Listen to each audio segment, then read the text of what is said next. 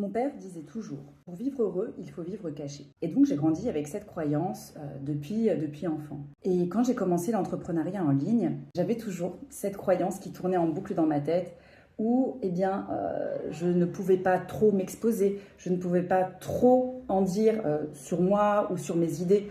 Je ne pouvais pas trop m'exposer, trop me montrer en fait. Et au fur et à mesure, j'ai commencé à prendre de la hauteur sur cette croyance parce que je me rendais compte qu'elle m'empêchait d'avancer. Elle m'empêchait de pleinement m'exprimer sur ce dont j'avais envie de m'exprimer en fait et faire valoir mon savoir-faire, mon expertise. Et donc en fait, ce que j'ai fait, ce n'est pas briser complètement cette croyance limitante parce que effectivement, il y a encore une part de moi qui trouve et qui pense et qui ressent que oui, effectivement, pour vivre heureux d'une certaine manière, on ne peut pas tout exposer. Il faut avoir cette protection de son intimité, de son soi profond pour pouvoir se préserver. Et je garde fermement ancrée cette valeur, puisque c'est une valeur, la valeur de préservation de sa famille, de soi.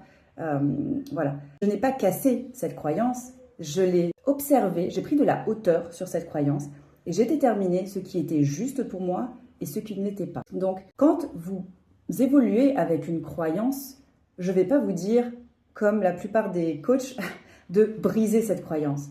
Parce qu'il n'y a jamais dans une croyance du tout noir ou du tout blanc.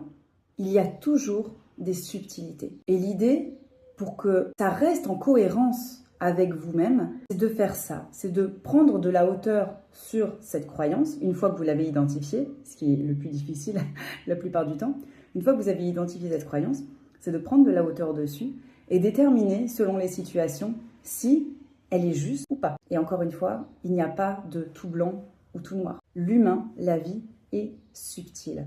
Donc ne vous enfermez pas dans des cases ou dans des quêtes inatteignables où il faut absolument tout briser pour exister, pour se transformer, pour se renouveler. Non, vous avez absolument tout en vous, à l'intérieur de vous-même. Vous êtes un diamant.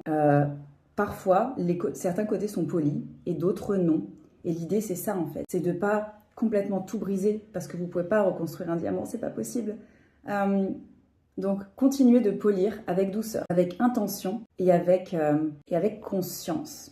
Quel côté est-ce que vous voulez polir? C'est tout pour aujourd'hui. Bisous.